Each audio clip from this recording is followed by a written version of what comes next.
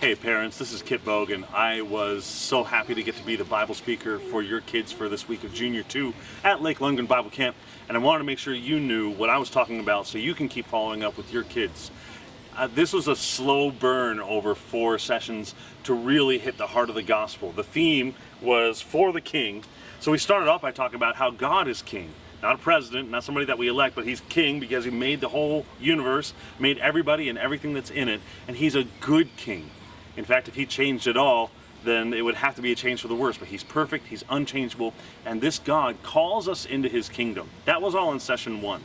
Session 2, I asked the kids, so does a good king have a dungeon? And we agreed, yeah, even good kings have to have dungeons for their enemies.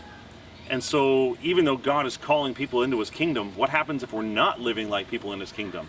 And who are the people that will not receive the kingdom of God? We leaned into Matthew's gospel a lot with these warnings that come from Jesus himself saying people who are doing these kinds of things won't receive the kingdom. Now, if we're in the dungeon of a good king, who's going to rescue us? Who's going to help us? Who's going to change us so that we can live in this new and right way? It looks pretty hopeless when you're in the dungeon of a good king.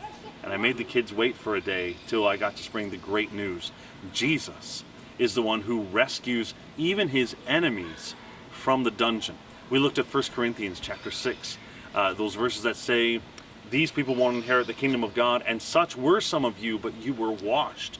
You were made holy. You were made right with God. So that we have this fresh hope all over again, that even though we would be in the dungeon of the king, this king is so merciful and gracious and good, he wants us to be his.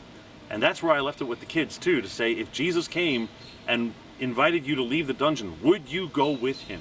Would you trust that Jesus did everything that was needed to do to save you from your own sin, from that prison of your own mind and your own soul? And now it was just this morning, we just got out of chapel.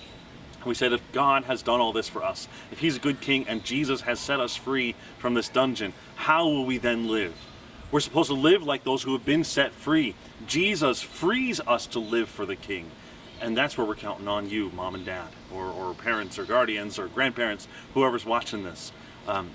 Please keep showing these kids what it looks like to live as those who have been delivered, those who have been saved from the dungeon, transferred out of the domain of darkness and into the kingdom of Jesus Christ. We're so glad you sent your kids to camp. I would love to get to see your kids again someday if they're back here at camp, and I am too. But just a huge thank you from all of us at Lake Lundgren, and we hope you have a great rest of the summer.